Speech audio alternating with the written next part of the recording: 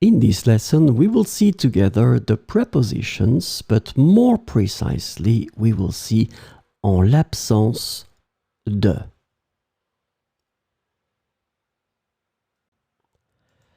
So, of course, the first thing that we need to see together is what is une préposition? Well, a preposition is an invariable word which brings two words together. The second word is called complement, and it allows to specify the time, the cause, the place, the state, the manner, the purpose, or the matter.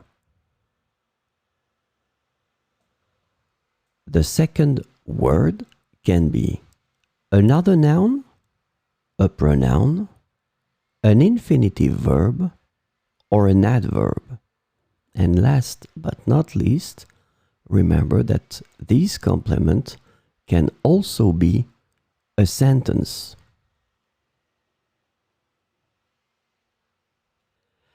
So, this lesson is about en l'absence de. And the preposition en l'absence de can be translated into in the absence of, without, when there is no, in case of no, and if there is no, in English.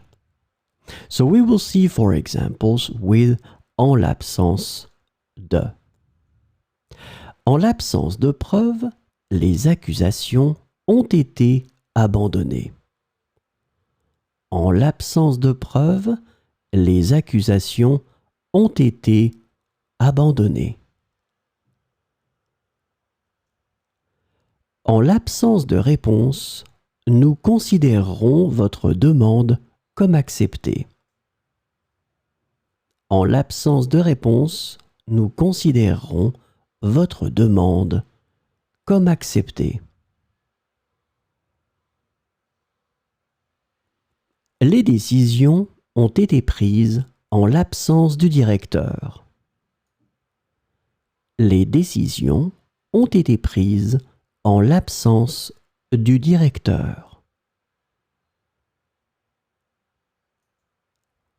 En l'absence de consensus, le projet a été mis en attente.